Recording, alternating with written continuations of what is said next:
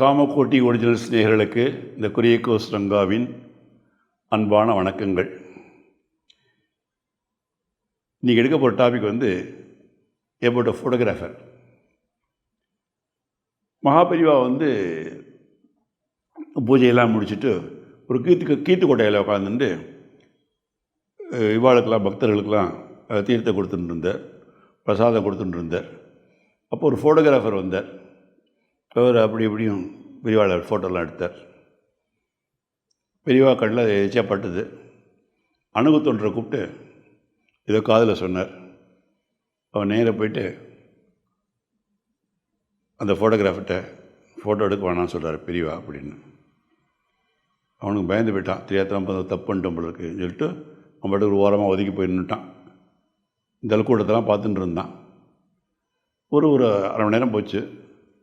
பெரியவா இன்னொரு அணுகுத்தொன்றை கூப்பிட்டு அந்த மேலே கீத்துக்கோட்டை மேலே 2 வெள்ளை துணியை போடுனார். அவன் போய் 2 வெள்ளை துணியை போட்டான் ஃபுல்லாக. அதுக்கப்புறம் பெரியவா இன்னொரு அணுகுத்தொன்றை கூப்பிட்டு இதை காதில் சொன்னார். ஆனால் அப்படி தேடி அலைஞ்சான். இன்னொரு ஆள்கிட்ட ஃப்ரெண்டுக்கிட்ட கேட்டபோது பார்த்தேன், அது அங்கே தான், அவர் தான் அப்படின்னோடனே இவன் அந்த அணுகுத்தொன்றை நேராக போயிட்டு அவர்கிட்ட பேசினான். அவர் யாருனாக்கா முதல்ல ஃபோட்டோ எடுக்க வேணாம்னு சொன்னார் இல்லையா, அதே ஃபோட்டோகிராஃபர் தான். உங்களை பெரியவா கூப்பிட்டு வர சொன்னான். சரி, பெரியவா கிட்ட வந்தோடனே இப்போ உனக்கு எவ்வளோ வேணால் எடுத்துக்கோ ஃபோட்டோ அப்படின்னார். அவனுக்கு ஒன்றுமே புரியல. எடுத்துன்னு முழித்தான். என்ன முழிக்கிற, முதல்ல எடுக்க வேணாம்னு சொன்னார் இவர், இப்போ எடுத்துக்கோன்னு சொல்கிறாரே அதானே அப்படின்னா. ஆமாம், அவன் தலையாட்டான். ஒன்று நீ இப்போ புரியாது, ஃபோட்டோ வரும்போது தெரியும் உனக்கு, போ எடுத்துக்கோ விட்டார். உடனே இவன் விதவிதமாக ஆங்கிளெல்லாம் எடுத்தான். எடுத்து முடிச்சப்புறம் இப்போல்லாம் டைரெக்டாக இது கிடைக்கும். அப்போல்லாம் என்ன நெகட்டிவ் வாஷ் பண்ணி அதுக்கப்புறம் அதுலேருந்து பிரிண்ட்டு போடணும். அந்த மாதிரி தான். சரி, லேபில் போய் பிரிண்ட்டு போட்டு பார்த்தா முதல்ல இவன் எடுத்ததில் ஃபுல்லாக ஏதோ ஓட்டையாக பெரிய உடம்புலலாம் இருக்குது, வெளியே சரியாகவே வரல. அடுத்து ரொம்ப பக்காவாக வந்திருக்கு. அதை எடுத்துகிட்டு பெரியவா கிட்ட வந்தான் காமிக்கிறதுக்காக.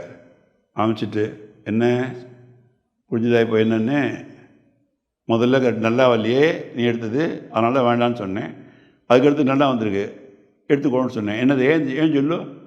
அவனுக்கு ஒன்றும் புரியல. முதல்ல உச்சி வெயில் டைரெக்டாக இருந்தது. அப்போது நீ எடுத்த போது அது டைரெக்டாக கீத்துக்கோட்டையில் விழுந்து டைரெக்டாக என் மேலே வட்டமாக மூஞ்சி ஃபுல்லாக இருந்திருக்கு. அது நன்னா வந்திருக்காது.